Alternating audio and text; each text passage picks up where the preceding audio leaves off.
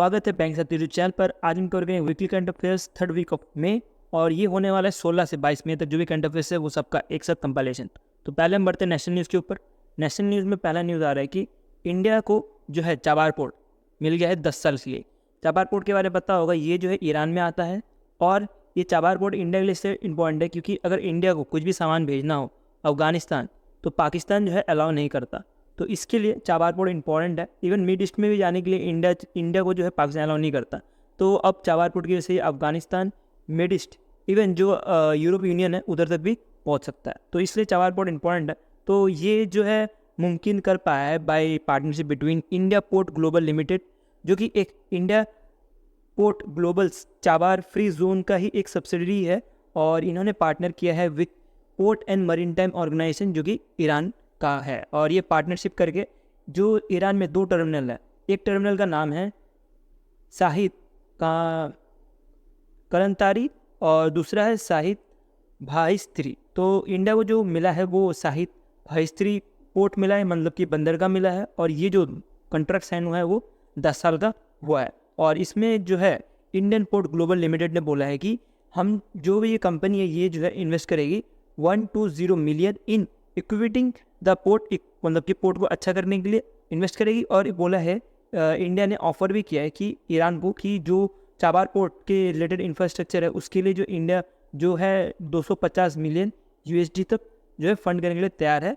और ये दोनों ये फंडिंग होगी, ये इंडिया अकेला नहीं बल्कि इंडिया के साथ जो ईरान है ये भी मिलकर करने वाला है और आइडेंटिफाई करेंगे कौन कौन से प्रोजेक्ट में इसको जो है लागू करना है। ठीक है, नेक्स्ट करंट अफेयर्स बढ़ते हैं। इतना पढ़ो बस, एग्जाम पढ़ो इतना काफ़ी है।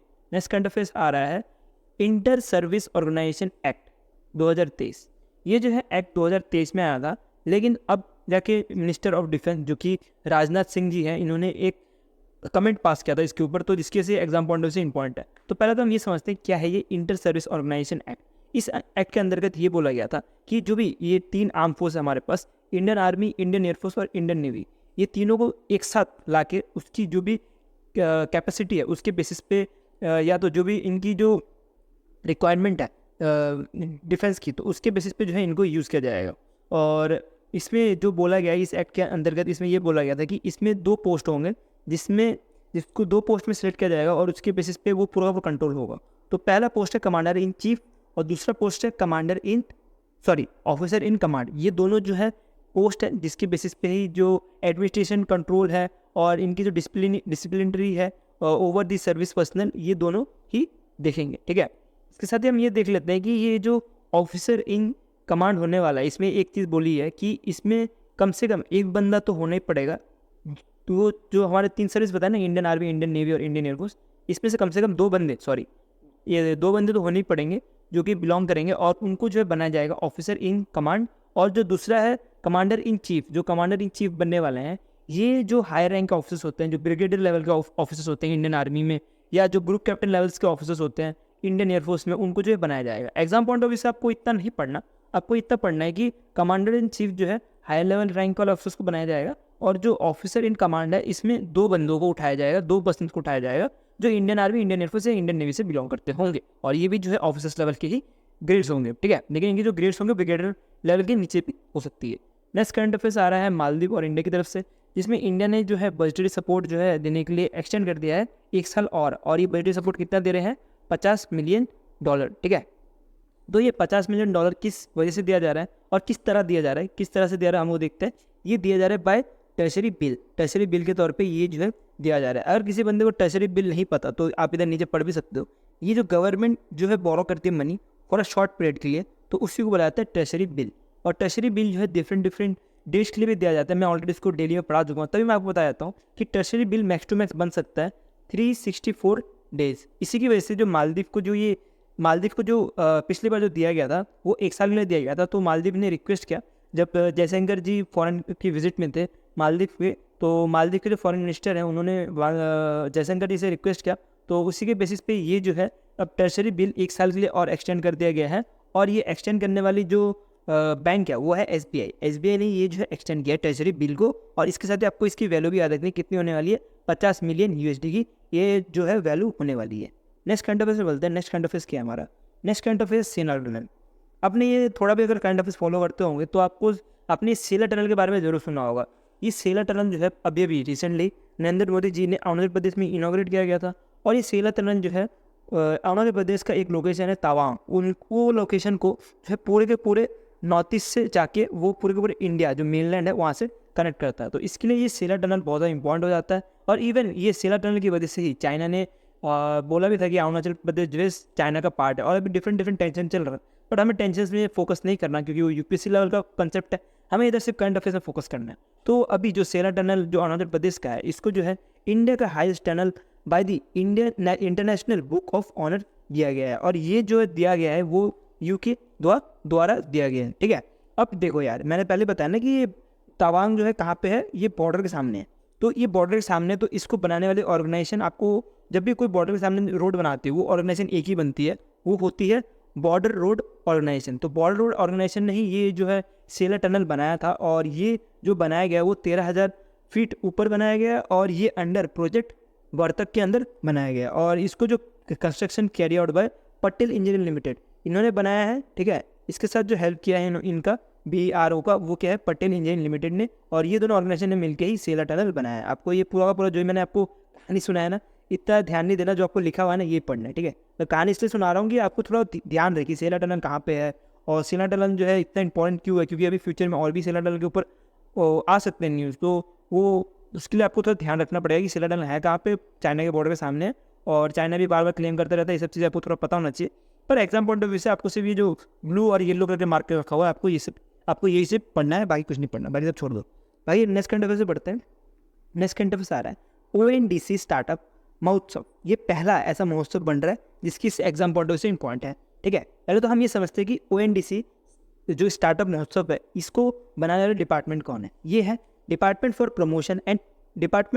Promotion of industry and internal trade, जो कि जिसको शॉर्ट फॉर्म में बोला जाता है DPIIT। तो ये जो है डिपार्टमेंट इसको ऑर्गेनाइज कर रही है। और ये डिपार्टमेंट जो अंडर आती है ministry of commerce and industry.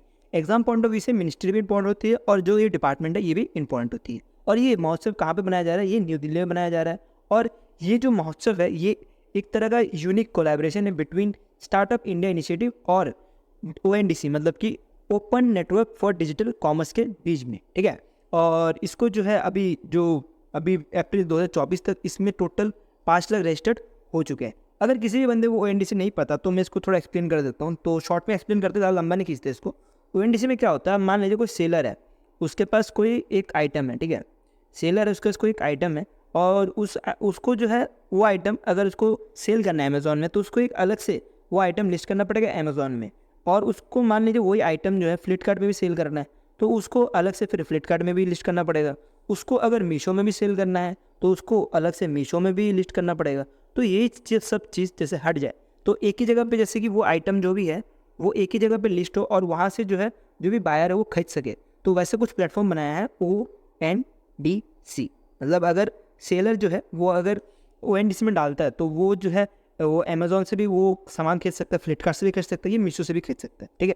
ये मैंने आपको सिर्फ एग्जाम्पल दिया।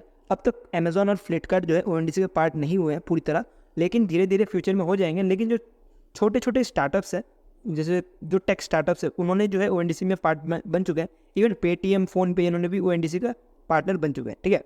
अब ONDC में प्रॉब्लम क्या है, हम उसके डिप में नहीं जाएंगे। ONDC में बहुत सारे प्रॉब्लम्स हैं, हम उसके बारे में बात नहीं करेंगे। एग्जाम पॉइंट ऑफ व्यू से जो भी है इधर मैंने आपको लिख के दे दिया, वो काफ़ी है पढ़ना। बाकी next current affairs, next current affairs क्या है। वर्ल्ड हाइड्रोजन 2024 का समिट हुआ था और ये समिट कहाँ पे हुआ था, नेदरलैंड में हुआ था, ठीक है। ये समिट जो था इसमें इंडिया का एक पवेलियन लॉन्च किया गया था, एक पवेलियन सेटअप किया गया था by ministry of renewable energy, ठीक है, न्यू एंड रिन्यूएबल एनर्जी के द्वारा। और इन्होंने शोकेस किया था नेशनल ग्रीन हाइड्रोजन मिशन। अब नेशनल ग्रीन हाइड्रोजन मिशन क्या है, ये लॉन्च किया गया था जनवरी 2023 में। और इसमें जो बोला गया था कि इंडिया जो है 2030 तक ग्रीन हाइड्रोजन यूज़ करने की कैपेसिटी 5 मिलियन मैट्रिक टन हो जाएगी, ठीक है। तो इसी को जो है बढ़ावा या शोकेस करने के लिए इंडिया पवेलियन जो है ये वर्ल्ड हाइड्रोजन 2024 समिट में लॉन्च किया गया था। और ये जो वो इंडियन पवेलियन NMNRE, इसने ये एक तरह का ऑफर भी कर रहा है कि जो भी प्रोग्रेस हुआ है अब तक ग्रीन हाइड्रोजन में इंडिया का, वो शोकेस करने का काम किया था इस इवेंट में, ठीक है। तो ये बहुत इंपॉर्टेंट इवेंट था इंडिया के लिए, बिकॉज ग्रीन हाइड्रोजन में इंडिया बहुत ज़्यादा ग्रो कर रहा है। तो इसमें आप देख भी सकते हो, अगर आप देखोगे बजट भी बहुत 20,000 करोड़ के आसपास बजट लगाया था नेशनल ग्रीन हाइड्रोजन मिशन, और ये मिशन अच्छा चल रहा है। तो डेफिनेटली इसको फोकस करने की बात भी है इंडिया के लिए वर्ल्ड में। नेक्स्ट कंट्री पे चलते हैं। नेक्स्ट कंट्री से बैंकिंग एंड न्यूज़, जो कि सबसे ज़्यादा इंपॉर्टेंट है बैंक एग्जाम के लिए।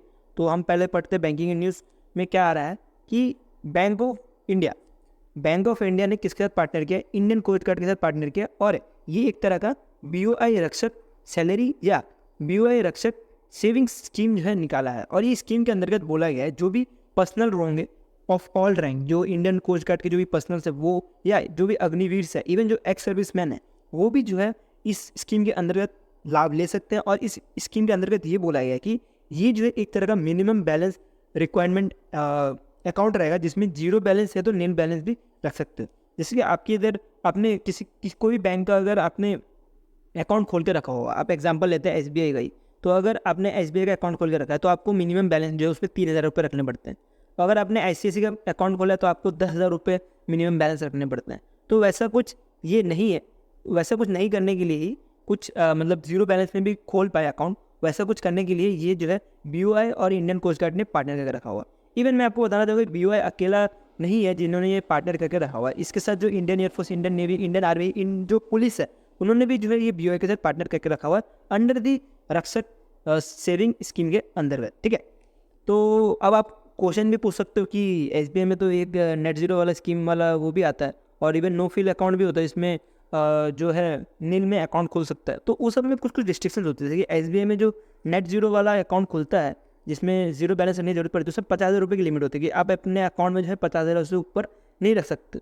और इवन जो नो फील अकाउंट होती है वो कुछ अलग कंसेप्ट है उसका, तो वैसा कुछ नहीं है, ये थोड़ा अलग ही चीज़ है जो BOI ने रक्षक सैलरी स्कीम निकाला है। ठीक है, नेक्स्ट करंट अफेयर्स में बढ़ते हैं। नेक्स्ट करंट अफेयर्स आ रहा है, ये भी SBI की तरफ से आ रहा है, ये SBI की तरफ से आ रहा है, सॉरी। SBI जो है पहला बैंक बना है जो कि एक्ट कर रहा है ट्रेडिंग कम क्लीनिंग मेंबर। पहले तो हम ये समझते हैं ट्रेडिंग कम क्लीनिंग मेंबर होता कौन से, ये मेंबरशिप लेने वाली जो भी बैंक्स होती है उनको एंटिटी मिल जाती है कि वो जो है ट्रेड कर सकते हैं अपने अकाउंट से, इवन जो क्लाइंट है उनके अकाउंट से भी जो है वो जो है एज अ ट्रेड कर सकते हैं। तो ये जो इम्पोर्टेंट बन जाता है, जो ये TCM है, तो ये मेंबर जो है अपने अकाउंट से इवन दूसरे के अकाउंट से जो क्लाइंट है उनसे भी ये जो है यूज़ कर सकते हैं फॉर द ट्रेडिंग पर्पस। तो ये कैसे कर पाएंगे आप वो समझते हैं। तो जो SBI है ये एज अ TCM बन चुके हैं at India international bullion exchange IFC limited, और ये जो है इंडिया का पहला इंटरनेशनल बुलियन एक्सचेंज जो गिफ्ट सिटी गांधीनगर में बना है। तो पहले तो हम ये बुलियन का मतलब समझते हैं। बुलियन का मतलब क्या होता है? बुलियन का मतलब होता है एक्सचेंज ऑफ गोल्ड और सिल्वर को एक्सचेंज करना इंस्टेंट ऑफ मनी।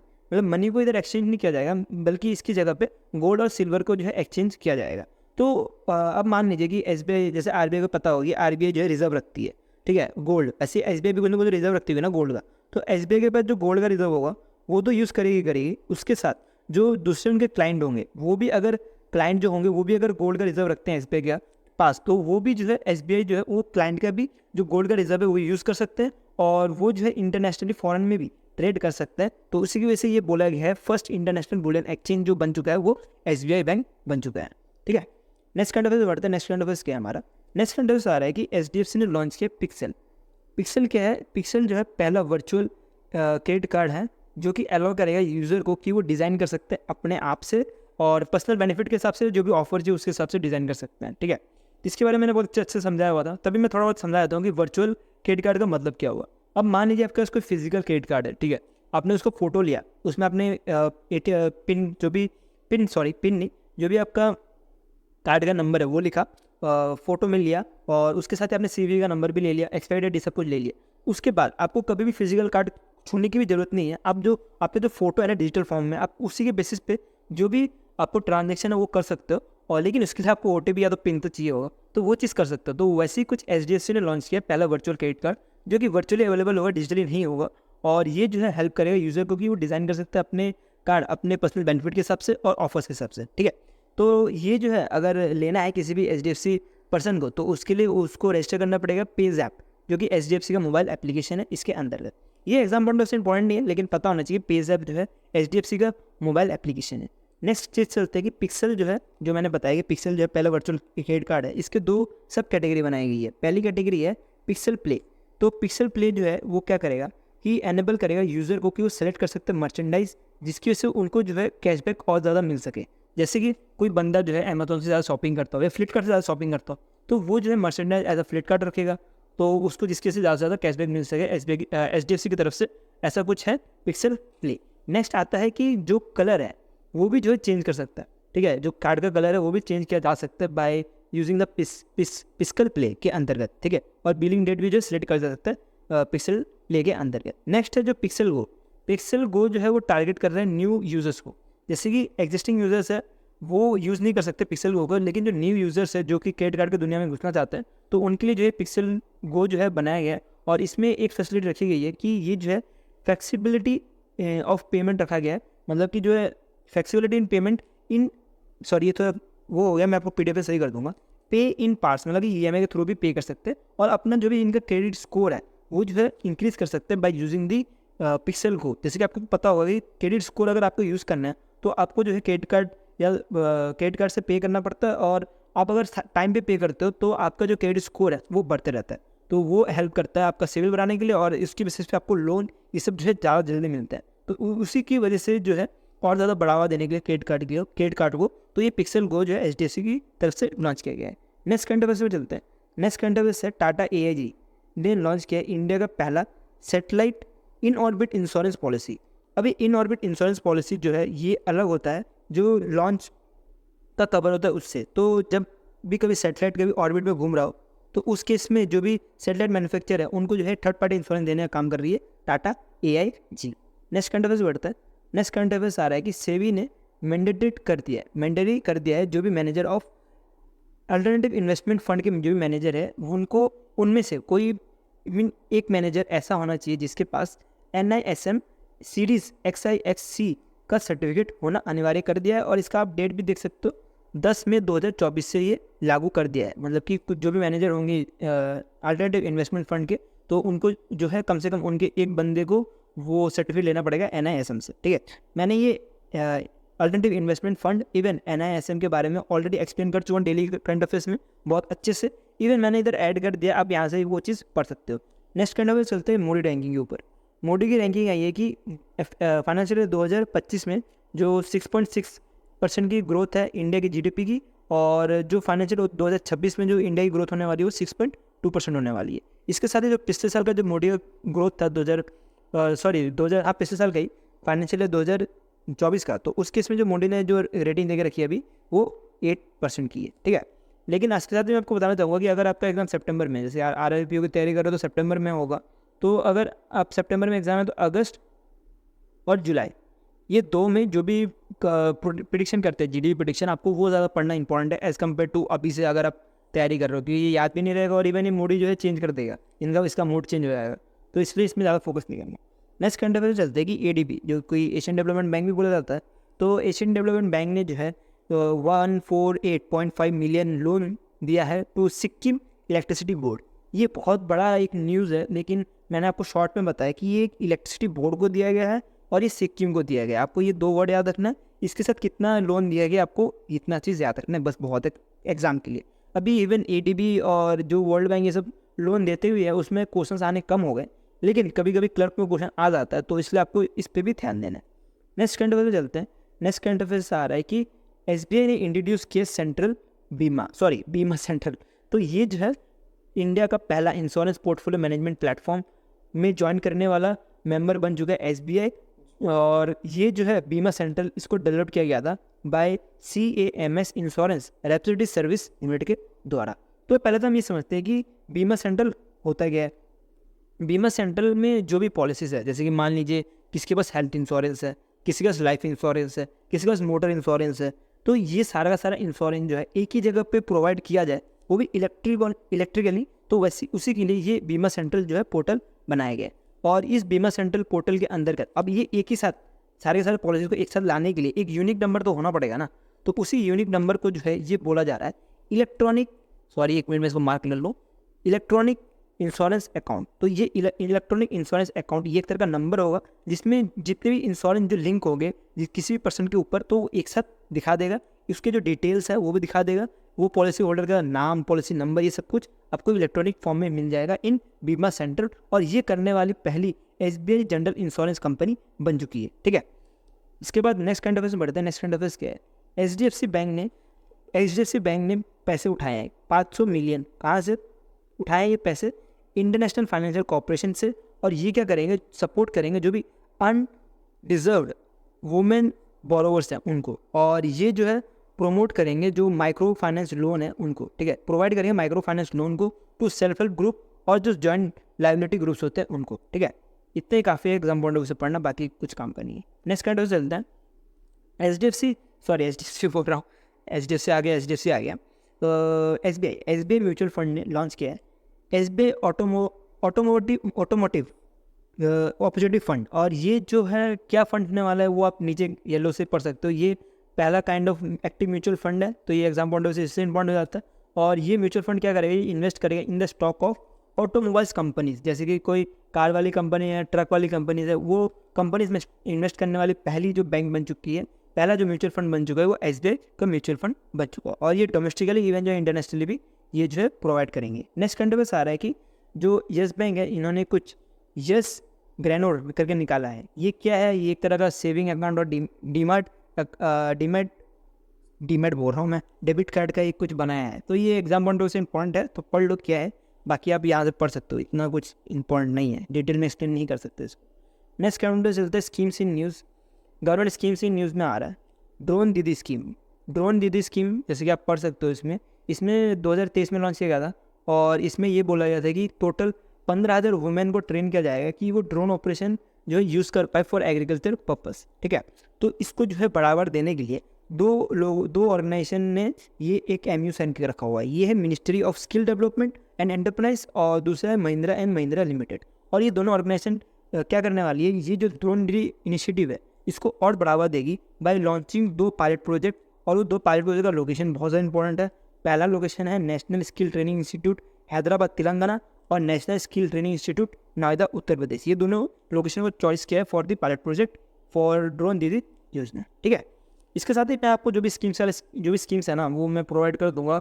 मोस्टली जो जून वाला है उसमें जो भी स्टैटिक वाला जो मोस्टली पूछा जाता है करंट अफेयर्स में, तो जो एग्जाम पूछा जाता है तो वो कवर करवा दूंगा। और उसके साथ ही जो करंट अफेयर्स में कुछ आते रहता है, जैसे कुछ चीज़ लॉन्च कर दिया बीच में, तो वो चीज़ जो है हम अगस्त में कवर करेंगे। अगर कोई करंट अफेयर्स में जो जैसे ड्रोन दीदी योजना आ गया तो इसको हम जो है अगस्त के PDF में एक साथ ही खत्म करने की कोशिश करूँगा स्कीम को, क्योंकि RRB BU में ना सबसे ज़्यादा स्कीम्स आते हैं। बैंक के बाद सबसे ज़्यादा बैंकिंग के बाद स्कीम से आते हैं, तो बैंकिंग तो करना ही है, उसके बाद स्कीम कर लोगे तो फुल तैयारी हो जाएगी। नेक्स्ट चलते हैं MU's न्यूज़ में। तो MU's इन न्यूज़ में पहला MU है, मैं टेबल फॉर्म में नहीं बनाया, इसको ऐसे ही कर दिया क्योंकि ज़्यादा कुछ फ़ायदा है नहीं। तो MU पहला आ रहा है कि ग्रीन रेन्यू एनर्जी ग्लोबल को जो है $1 बिलियन दिया गया है, $10 बिलियन USD दिया गया है बाय यूरोपियन बैंक। और ये क्या करेंगे कि ये जो भी इनका प्रोजेक्ट है इंडिया और ग्लोबली, इसके लिए ये पैसा दिया गया है। और ये पैसा जो है 3 साल के लिए दिया गया है, ये भी इंपॉर्टेंट है।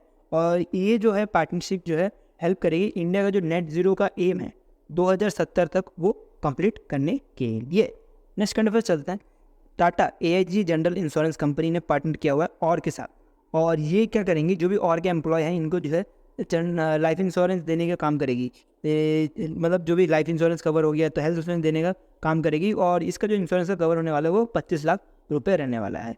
नेक्स्ट करंट अफेयर्स में बढ़ते हैं। नेक्स्ट करंट अफेयर्स है हमारा, ये भी MU's ही है, federation of India chamber of commerce and industries, इसको FICCI भी बोला जाता है। इन्होंने पार्टनर किया है Indian electronics and semiconductor association के साथ। और ये दोनों क्या करने वाले हैं, जो भी सेमीकंडक्टर है या इलेक्ट्रॉनिक इंडस्ट्री है इसको बूस्ट करने का काम करेगी ये दोनों मिलकर। नेक्स्ट करंट अफेयर्स है, फ़ोन पे पार्टनर कर रहे हैं श्रीलंका लंका पे के साथ। लंका पे के साथ। लंका पे सोचे श्रीलंका ऐसे कि हमारे इधर UPI है, वैसे ही कुछ एक वो बनाने की कोशिश की है लंका पे, जो कि ओन करता है by central bank of Sri Lanka. ठीक है, इधर NPCI है ना, वैसे कुछ ये लंका पे भी है। तो ये क्या करेगी, ये एक तरह का UPI ट्रांजेक्शन लाने की कोशिश करेंगे श्रीलंका के यूजर्स के लिए। ये ऑलरेडी मैं न्यूज़ कवर करा चुका हूँ शायद पिछले महीने वाला PDF था उसमें, तभी मैंने इसको एक बार और डाल दिया। नेक्स्ट है अपॉइंटमेंट इन न्यूज़। आप यहाँ से देख सकते हो, इंपॉर्टेंट पॉइंट वाले हम कवर करेंगे, बाकी सब आप पढ़ लेना। पहला अपॉइंटमेंट न्यूज़ आ रहा है कि वाइस एडमिरल संजय बालाजी को as a chief of personnel of Indian navy का बनाया गया है। और इन्होंने रिमूव किया है कृष्ण सुब्रमण्यम कृष्ण स्वामीनाथन जी को, ठीक है। और इनको हटा दिया गया। तो कृष्ण स्वामीनाथन जी अब क्या बन गए हैं, वो बन गए हैं vice chief of naval staff. अब ये vice chief of naval staff बन गया है, तो vice chief of naval staff हट के वो कहाँ चले गए आपको वो कमेंट सेक्शन में बताना है, और कौन से पर्सन है आपको ये भी बताना है कमेंट सेक्शन में। नेक्स्ट करंट अफेयर्स आप यहाँ से देख सकते हो। एलियन जैसे कुछ लग रहा है। एलियन जो है इनको बनाया गया है, एलियन ही पढ़ लेते हैं। एलियन को बनाया गया है as a UN multi partner trust fund office का ED एग्जीक्यूटिव डायरेक्टर बनाया गया है। LK राव जी को एज ए ED बनाया गया है RBI का। फिर उसके बाद R गांधी जी को as a MD and CEO बनाया गया है। ओके, मैं यहाँ पे एक चीज़ मिस कर गया, ये इंडिया लाइफ जो एक बैंक है, ठीक है, इनका जो है as a MD and CEO बनाया गया 5 साल के लिए। मैं आपको ये PDF में प्रोवाइड कर दूंगा। अभी के लिए आप इतना रखो कि R गांधी को इंडिया लाइफ बैंक का जो है as a MD and CEO बना दिया गया है, और ये जो सक्सीड कर रहे हैं वो RM विश्वखा को कर रहे हैं, ठीक है। नेक्स्ट करंट अफेयर से बढ़ते हैं।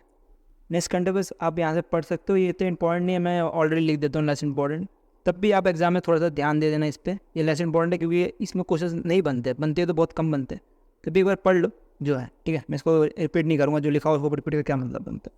नेक्स्ट करंट अफेयर बढ़ते हैं कि अवार्ड्स इन न्यूज़ में आ रहा है साहित्य अकेडमी अवार्ड फेलोशिप अवार्ड जो कि दिया गया है रस्तिन बॉन्ड को। और इसके बाद जो इन स्पेस है, इन स्पेस मतलब क्या, Indian national space promotion and authorisation centre, इन्होंने जीता है global geospatial global leadership award 2024 का। और ये जो दिया गया है एग्जाम पॉइंट से भी इंपॉर्टेंट है, ये जो दिया गया है एनेबलिंग पब्लिक पॉलिसीज कैटेगरी के लिए ये जो है अवार्ड दिया गया है। और ये अवार्ड कहाँ पे दिया गया, नेदरलैंड में दिया गया है, ठीक है। नेक्स्ट करंट अफेयर में बढ़ते हैं कि एक्वेशन इन न्यूज़। ये एक्वेशन इन न्यूज़ आ रहा है श्रीराम फाइनेंस लिमिटेड। और श्रीराम फाइनेंस लिमिटेड ये इन्होंने क्या किया, इन्होंने जो इनकी सब्सिडी थी उनका स्टैक जो है बेच दिया गया है टू USA की एक कंपनी जो कि है वर्मग पिनकस, क्या है वर्मग याद रख लो यार। वर्मग को बेचा है 4,630 करोड़ में, ठीक है। नेक्स्ट करंट अफेयर से बढ़ते हैं। नेक्स्ट करंट अफेयर आ रहा है index and report in news. इसमें जो पहला index and report in news है, इसमें है global trade research initiative report आया है, जिसमें ये बोला गया कि चाइना जो है इमर्जिंग लार्जेस्ट ट्रेडिंग पार्टनर है इंडिया का। और ये जो है वैल्यू है 11.3 बिलियन रुपीज़ USD का है। और दूसरे नंबर पे जो आता है वो USA है, जो कि आप देख सकते हो 118.2 बिलियन USD का इन्होंने ट्रेड किया है। और तीसरा जो है UAE है, जिसको बहुत ज़्यादा गैप है, जो कि 83.6 बिलियन USD जो है ट्रेड किया है इंडिया और UAE के बीच में जो ट्रेड हुआ है वो। इसके साथ ही मैं आपको बताना चाहूँगा कि 2024 में इस बार चाइना ने रिप्लेस कर दिया USA को। मतलब इससे पहले जो था USA था, लेकिन USA को चाइना ने रिप्लेस कर दिया, बट ज़्यादा मार्जिन नहीं है, आप देख सकते हो थोड़ा सा मार्जिन से रिप्लेस किया है। और ये जो चाइना जो बन चुका है इंडिया का largest trading partner in terms of export और इम्पोर्ट दोनों में, ठीक है। इसके साथ ही आपको एक और चीज़ ध्यान रखनी है कि ये जो बन पाया है आफ्टर गैप ऑफ 2 ईयर, 2 साल से USA बन रहा था इन फाइनेंशियल ईयर 2022 और 2023, और अब जो है चाइना बन चुका है। और इससे पहले भी चाइना ही था, लेकिन पता ही होगा चाइना और इंडिया के टेंशन की वजह से जो चाइना है वो लार्जेस्ट ट्रेडिंग पार्टनर नहीं बन पा रहा था, लेकिन अब बन गया। नेक्स्ट कंट्री चलते हैं कि 9th edition of Forbes 30 under 30 Asia list. आपको इसे नाम से पता लग रहा है कि अंडर 30 मतलब जो भी अंडर 30 वाले एज है उनके लिए एक लिस्ट बनाया गया है बाय फोर्ब्स। तो आपको ये चीज़ याद रखनी है कि इसमें आपको 3 नाम याद रखनी है। कौन कौन से, अक्षत बंसल और राघव अरोड़ा, जो कि स्टैटिक इंडिया के CEO है। और दूसरा जो कंपनी है वो है डिस्पोजल कंपनी, और इसके जो CEO है वो बने हैं, वो है भाग्यश्री जैन। तो आपको ये 3 नाम याद रखना है जिनको बनाया गया as a Forbes 30 under 30 Asia list के अंतर्गत रखा गया है, ठीक है। और ये एशिया लिस्ट से आप समझ लो कि एशिया पैसिफिक रीजन में जो भी पर्सन है, जो भी यंग एंटरप्रेन्योर है जो अंडर 30 है, उनके लिए ये जो है अवार्ड दिया जाता है। तो ये 3 लोगों के नाम आपको याद रखना है कि ये 3 लोगों को ये अवार्ड दिया गया है। नेक्स्ट करंट अफेयर बढ़ते हैं। नेक्स्ट करंट अफेयर्स आ रहा है कि Times higher education young university ranking, जिसमें NTU सिंगापुर फर्स्ट नंबर पे है, और ये 2 साल से कंटिन्यूसली फर्स्ट नंबर पे आ रहा है। इसके बाद 2 रैंक है, ये एग्जाम पॉइंट से इंपॉर्टेंट नहीं है, पढ़ना चाहो तो पढ़ लो। उसके बाद जो है वो इंपॉर्टेंट है, जो कि इंडिया की रैंकिंग है वो है 81, और ये जो रैंकिंग है ये वो महात्मा गांधी यूनिवर्सिटी केरला से आई है, और ये जो है हाईएस्ट रैंकिंग है इंडियन यूनिवर्सिटी में, ठीक है। तो इसलिए एग्जाम पॉइंट से इंपॉर्टेंट हो जाता है। और नेक्स्ट जो है एक और यूनिवर्सिटी आई है वो है 96 नंबर पे, जो कि है अन्ना यूनिवर्सिटी तमिलनाडु की। और ये 2 यूनिवर्सिटीज़ ही है जो इस टाइम्स हायर एजुकेशन रैंकिंग में आ पाए हैं। और मैंने इधर लिख भी दे के आपको ये दोनों में फोकस करना है, बाकी से आप छोड़ सकते हो। फर्स्ट वाले में फोकस करना है और आपको ये 81 और 96 वाले रैंक में ज़्यादा फोकस करना है। नेक्स्ट कंट्री से बढ़ते हैं, defence in news. Next country defence in news में आ रहा है कि इंडियन कोस्ट गार्ड ने पार्टनर किया है किसके साथ, हिंडलको इंडस्ट्रियल लिमिटेड के साथ। और ये जो है पहला तो नहीं, लेकिन जो इंडिजीनियस मरीन ग्रेड एल्यूमिनियम है वो प्रोवाइड करने का काम करेगा हिंडलको इंडस्ट्रियल लिमिटेड। और ये दोनों मिलकर क्या करेंगे, इंडिजीनियस डेवलप करने की कोशिश करेंगे जो भी शिप कंस्ट्रक्शन है उसको। इससे पहले ही पिछले हफ्ते ही सेकंड वीक के न्यूज़ में मैंने एक खबर कराया था कि इंडियन कोस्ट गार्ड ने पार्टनर किया था जिंदल स्टील के साथ। और जिंदल स्टील क्या करने वाले थे, स्टील देने वाले थे इंडियन कोस्ट गार्ड को कि वो बिल्ड कर पाए इंडिजीनियसली जो भी शिप है उसको, ठीक है। नेक्स्ट कंट्री पढ़ते हैं। नेक्स्ट कंट्री आ रहा है कि DMSRDE मतलब कि defence material and storage research and development establishment. और ये जो है एक तरह का DRDO का लैब है, और इन्होंने एक लैंडमार्क अचीवमेंट किया है by making liquid ramjet fuel for advance air breathing engine के लिए। और ये एडवांस एयर ब्रीथिंग इंजन जो है इसको यूज़ किया जा सकता है इन जो हमारा ब्रह्मोस है, और इवन जो अभी स्टार जो है DRDO बना रहा है उधर भी यूज़ किया जा सकता है। आपको इतना नहीं पता लगा, इतना ही आपको याद नहीं रखना कि ब्रह्मोस में यूज़ होता है, क्योंकि एग्जाम पॉइंट से इंपॉर्टेंट नहीं है। बस आपको ये याद है ना कि एडवांस रामजेट फ्यूल जो है DM मतलब कि defence material and store research and development establish ने बनाया है। और ये जो है DRDO का एक लैब है, और ये जो फ्यूल है ना वो वेरी लो टेम्परेचर में भी फ्रीज नहीं होता। इवन -50 डिग्री से -55 डिग्री तक भी हो तब भी ये फ्यूज मतलब कि फ्रीज नहीं होता। तो ये इंपॉर्टेंट है, ठीक है। तो ये जो है पार्टनरशिप करके बनाया है by Bharat petroleum corporation limited और mineral oil company private limited. ये दोनों के साथ पार्टनर करके DMSR ने ये जो है लिक्विड रामजेट फ्यूल जो है एडवांस एयर ब्रीथिंग इंजन के लिए बनाया गया है। नेक्स्ट कंट्री से बढ़ते हैं। नेक्स्ट कंट्री से टर्किश एक्सरसाइज। टर्किश एक्सरसाइज जो है 7th एडिशन एक्सरसाइज है, जो कि इंडिया और USA के बीच में जॉइंट काउंटर टेररिज्म एक्सरसाइज है। जैसे कि हर एक एक्सरसाइज से हमें ये ध्यान आता है कि ये इंडियन एयरफोर्स, इंडियन नेवी या तो कोई ना कोई आर्म फोर्स का एक्सरसाइज होगा, बट ये एक आर्म फोर्स का एक्सरसाइज नहीं है, ये जो है NSG का एक्सरसाइज है, नेशनल सिक्योरिटी फोर्स जो इंडिया की तरफ से आती है उसके बीच में ये एक्सरसाइज है, और जो USA की जो नेशनल सिक्योरिटी फोर्स का नाम है उसके बीच में है, जो कि है स्पेशल ऑपरेशन फोर्स। ये दोनों ऑर्गेनाइजेशन मिलकर ये टर्किश एक्सरसाइज कर रहे हैं। और ये एडिशन कौन सी होने वाली है, 7th एडिशन होने वाली है, जिसके से एग्जाम पॉइंट ऑफ से इंपॉर्टेंट मिल जाता है। दूसरा जो बताया जा रहा है कि इंडिया का पहला एयरलिफ्टेड हॉस्पिटल बना है, और इसको जो टेस्ट किया इंडियन आर्मी ने टेस्ट किया कि ड्रॉप टेस्ट करके देखा है ऊपर से कि ये केपेबल है कि नहीं। और ये जो है किया है ड्रॉप टेस्ट इन आगरा उत्तर प्रदेश। और ये जो है अंदर आता है project Bharat health initiative for सहयोग हिता एंड मित्र के अंतर्गत। और ऐसे ही कुछ वर्ल्ड का पहला पोर्टेबल हॉस्पिटल भी बनाया गया था मार्च के महीने में ही, जिसका नाम था आरोग्य मित्रा 8 क्यूब, जिसमें टोटल 72 अलग अलग क्यूब्स थे, उसको जोड़ के जो है हॉस्पिटल फैसिलिटी देने का काम कर रही थी। और ये बनाया गया था गुरुग्राम में। नेक्स्ट कंट्री पे आ रहा है हमारा पाकिस्तान की तरफ से। अब पाकिस्तान की तरफ से क्यों इंपॉर्टेंट है, क्योंकि पाकिस्तान ने एक इंडिजिनियसली डेवलप मिसाइल बनाया जिसका नाम है फतेह 2। फतेह 1 भी सुना होगा जो थोड़ा बहुत करंट अफेयर्स कवर करता है। तो फतेह 2 जो है इंडिया ने डेवलप किया है, और ये एक तरह का मल्टी लॉन्च रॉकेट सिस्टम है। बैंक के एग्जाम या SC एग्जाम के लिए आपको इंपॉर्टेंट नहीं है, डिफेंस के लिए पढ़ रहे हो तो आप इसके बारे में तो रिसर्च कर लेना, ठीक है। मैं भी आपको अगर आपको चाहिए तो आप मेरे को कमेंट सेक्शन में बताना, मैं आपको अच्छे से एक्सप्लेन कर दूंगा, लेकिन इधर इसको समझ के टाइम वेस्ट नहीं करेंगे। इसका रेंज भी देख सकते हो 400 किलोमीटर का इस फतेह 2 का रेंज है, करके किलोमीटर पूछ लिया जाता है एग्जाम में, तो आपको ये भी ध्यान देना है। नेक्स्ट कंट्री से बढ़ते हैं कि science and tech in news. Science and tech in news में पहला न्यूज़ आ रहा है कि नासा जो है पहला रेलवे स्टेशन बनाने जा रहा है मून में, और इसका नाम रखा गया इन्होंने फ्लोट, और ये होने वाला है फ्लेक्सिबल लिविटेबल ऑन ट्रैक। और इस मिशन का जो नाम रखा गया है वो रखा गया है रोबोटिक। इस मिशन को जो आया है वो अंडर आया है ये जो नासा जो प्लान कर रही है रेलवे स्टेशन बनाने का, ये पार्ट है NASA moon to Mars mission का। और ये इसको जो बोला गया है वो रोबोटिक लूनर सरफेस ऑपरेशन 2 भी बोला गया है। और इसको जो डेवलप करेगा नासा जेट लैबोरेटरी डेवलप करने का काम करेगा। नेक्स्ट कंट्री पे चलते हैं कि जापान जो है पहला वर्ल्ड का 6G प्रोटोटाइप डिवाइस बनाने वाला पहली कंट्री बन चुकी है, जो कि 20 टाइम फास्टर होने वाली है जो 5G टेक्नोलॉजी है उससे। और आप इधर नाम भी पढ़ सकते हो, इसमें वेरियस जो कंपनीज है वो मिलके जो है इसको बनाया गया है। डोकोमो, निपुण टेलीकॉम, फिर आप हमारे इंडिया से NEC कॉर्पोरेशन इंडिया लिमिटेड और फुजित्सु, इन ये कंपनी ने मिलके जो है इसको बनाया है। ठीक है, ये आपको ध्यान रखना है कि ये चाइना नहीं है, क्योंकि अगर आपने ये करंट अफेयर्स नहीं पढ़ा तो आप मोस्टली चाइना लगाओगे। वर्ल्ड का पहला 6G प्रोटोटाइप डिवाइस कौन सा है, चाइना लगा के आओगे, तो आपको ध्यान रखना है कि चाइना नहीं है बल्कि जापान है। नेक्स्ट करंट अफेयर्स में बढ़ते हैं। नेक्स्ट करंट अफेयर्स है, ये थोड़ा लेस इंपॉर्टेंट है, पहले लिख देता हूँ, तभी ये थोड़ा पढ़ लो। ये क्यों इंपॉर्टेंट लेस इंपॉर्टेंट क्यों, क्योंकि एक तो नासा की तरफ से आ रहा है, ऊपर से साइंस पे बहुत ज़्यादा घुस गया, तो ये चीज़ें नहीं पूछी जाती, आप प्रीवियस से उठा के देख सकते हो। ये रिसर्चर ने फाइंड किया है, सॉरी नासा से नहीं, रिसर्चर से आ रहा है, तो रिसर्चर ने फाइंड किया है सुपर फ्लूफी, एक एस्ट्रो प्लैनेट जिसका नाम रखा गया है WASP 193b, और ये जो है सेकेंड लाइटेस्ट एक्सप्लैनेट है आफ्टर किपलर 51d। ठीक है, अरे कोई आ गया था, सॉरी, ठीक है, डिस्टर्ब हो गया तो सॉरी, माफ़ करना।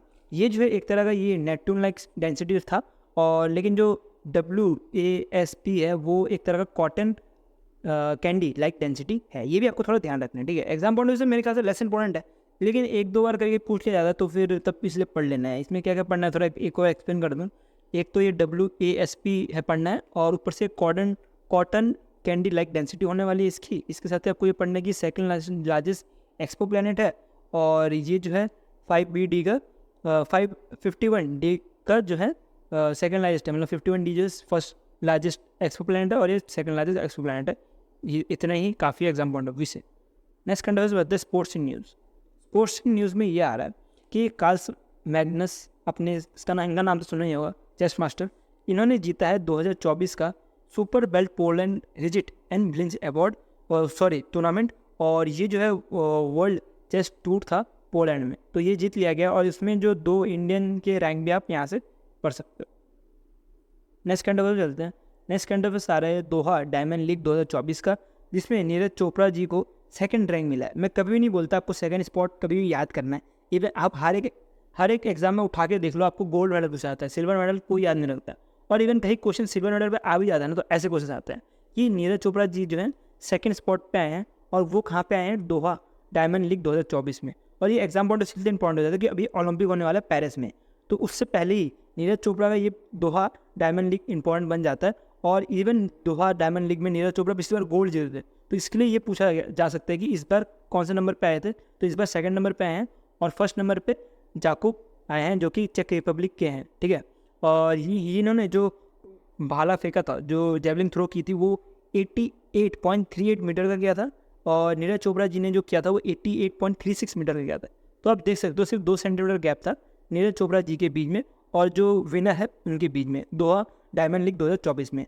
तो आपको ये 2 सेंटीमीटर है ना, आपको ये वैल्यूज़ भी याद रखनी है, क्योंकि कभी कभी एग्जाम में ना वैल्यूज से पूछ ली जाती है। पिछली बार तो यही पूछ लिया गया था कि जो नीरज चोपड़ा जो ये जेवलिन थ्रो करते हैं, तो वो उनका जो भाला है वो उसका कितना वेट है, कुछ ऐसा कुछ पूछा गया था। तो आपको इसलिए ये सारे जो मैं बता रहा हूँ ना वैल्यूज़, आपको ये भी ध्यान रखना। नेक्स्ट करंट अफेयर्स आ रहा है कि इंडिया का 65 ग्रैंड मास्टर ये बने हैं PS निकल, और ये जो है इंडियन चेस प्लेयर हैं, तो इनको जो है एज अ ग्रैंड मास्टर बनाया गया 85, और ये जो बिलोंग करते हैं तमिलनाडु से बिलोंग करते हैं, आपको ये भी थोड़ा ध्यान रखना है। नेक्स्ट करंट अफेयर्स चलते हैं। नेक्स्ट करंट अफेयर्स आ रहा है कि वर्ल्ड का हाईएस्ट पेड एथलीट 2024 का ये रिलीज़ किया फोर्ब्स ने, और इसमें जो पहले नंबर पे हर बार जो आते हैं वो हैं क्रिस्टियानो रोनाल्डो जी, और इनका जो वैल्यू है वो आप देख सकते हो, ये 260 मिलियन जो है इनकी वैल्यू है। और इसके बाद जो आते हैं वो जॉन रैम जो स्पेन से गोल्फ खेलते हैं वो आते हैं, और इसकी आप वैल्यू देख सकते हो। और उसके बाद जो थर्ड नंबर पे आते हैं लियोनो मेसी जी आते हैं जो कि अर्जेंटीना से हैं, और इसकी भी आप वैल्यू यहाँ से पढ़ सकते हो। नेक्स्ट करंट अफेयर्स बढ़ते हैं। नेक्स्ट करंट अफेयर्स आ रहा है कि नीरज चोपड़ा जी को गोल्ड मिला है कहाँ पे, 27 national federation senior athlete championship 2024 में।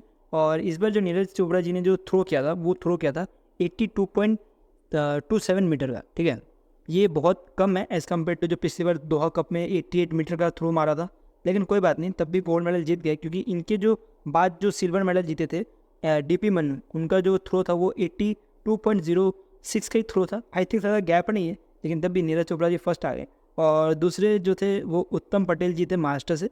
और ये इतने इंपॉर्टेंट नहीं है, आपको सिर्फ नीरज चोपड़ा याद रखना है, थोड़ा बहुत नाम देख लो, ये इतने इंपॉर्टेंट नहीं है, आप इसको सीधे skip कर सकते हो। नेक्स्ट करंट अफेयर से चलते हैं। नेक्स्ट करंट अफेयर आ रहा है कि ऑस्ट्रेलिया और उज्बेकिस्तान ये जो होस्ट करने वाली है एशिया फुटबॉल कॉन्फेडरेशन चैम्पियनशिप, जो कि वुमेन चैम्पियनशिप है, एशिया वुमेन चैम्पियनशिप है। तो ये जो होस्ट करने का काम करेगी ऑस्ट्रेलिया और उज्बेकिस्तान। और ऑस्ट्रेलिया ने प्रीवियसली भी ये जो है इसको होस्ट किया था 2006 में। और जो उज्बेकिस्तान है ये जो है पहली बार ऐसा कुछ करने जा रही है। इवन ये जो है पहली सेंट्रल एशियन नेशन है, तो एग्जाम पॉइंट ऑफ व्यू से ये इंपॉर्टेंट बन जाता है। क्वेश्चन ही बन सकता है कि सेंट्रल एशियन नेशन कौन सी है पहली जो कि वुमेन एशिया कप जो है उसको जो है होस्ट कर रही है, ठीक है। तो ये जो है आपको याद रखना है कि 2 एडिशन जो है होस्ट किए जा रहे हैं। पहला है 2016 वाला जो कि ऑस्ट्रेलिया, 2026 वाला जो कि ऑस्ट्रेलिया होस्ट कर रहा है, और दूसरा 2029 वाला जो कि उज्बेकिस्तान होस्ट कर रहा है। और ये जो है ऑफिशियली डिक्लेयर कर लिया है। नेक्स्ट करंट अफेयर चलते हैं कि पूमा इंडिया जो है एक तरह का ऑफिशियल किट ऑफ स्पॉन्सरशिप बन चुका है for athletic federation of India के। और ये जो है स्पॉन्सरशिप देंगे, लेकिन ये जो है स्पॉन्सरशिप नहीं देंगे ओलंपिक, एशियन गेम और फिर कॉमनवेल्थ गेम्स के लिए। और बाकी जो गेम्स हैं उनके लिए जो है ये स्पॉन्सरशिप देने का काम करेंगे, पर मुझे नहीं पता कौन से जो बाकी गेम्स जो बच गए जहाँ पे स्पॉन्सरशिप देंगे। और एग्जाम पॉइंट ऑफ तो इंपॉर्टेंट नहीं है, तो आपको ये बस पढ़ना है कि पूमा इंडिया जो है ऑफिशियल किट स्पॉन्सरशिप दे रहे हैं by athlete federation of India को। और ये जो है नहीं दे रहे हैं, आपको भी याद रखना, ओलंपिक, एशियन गेम और कॉमनवेल्थ गेम के लिए। नेक्स्ट करंट अफेयर चलते हैं books in news. Books in news में एक ही न्यूज़ है, ये आ रहा है एक बुक जिसका नाम है at the wheel of research an exclusive biography of doctor Soumya Swaminathan ji. तो ये जो बुक लिखा गया आप यहाँ से पढ़ सकते हो, अरुंधा राय जी के द्वारा लिखा गया है। और ये जो है सीनियर असिस्टेंट एडिटर है इंडियन एक्सप्रेस के। और ये जो लिखा गया है ये एस स्वामीनाथन के ऊपर लिखा गया है। और ये जो एस स्वामीनाथन है ये जो है एज अ चीफ साइंटिस्ट थे WHO के। तो एग्जाम पॉइंट ऑफ व्यू से इसलिए इंपॉर्टेंट बन जाता है ये बुक। नेक्स्ट करंट अफेयर चलते हैं। नेक्स्ट करंट अफेयर्स नहीं याद, वो तो खत्म ही हो गया हमारा। जो भी थर्ड वीक का न्यूज़ था, जो भी थर्ड वीक का वीकली करंट अफेयर्स था, वो हमने खत्म कर दिया। मैंने ऑलरेडी फर्स्ट वीक और सेकंड वीक कवर किया हुआ इसी चैनल में, आप वो देख सकते हो। और अगर आपको PDF से पढ़ना हो तो आप मेरा टेलीग्राम ग्रुप ज्वाइन कर सकते हो, और आप वहाँ से वो जो भी PDF है वो डाउनलोड कर सकते हो और वो प्लीज़ पढ़ सकते हो। मेरा अल्टीमेट एम यही है कि आपको मैं क्रिस्प फॉर्म में जितना अच्छे समझा सकूँ वो समझा सकूँ। और मैं होप करता हूँ जो मैंने आपको समझाया वो आपको समझ आया। आज के लिए हम वीडियो इतना रखते हैं। Thank you for watching this video.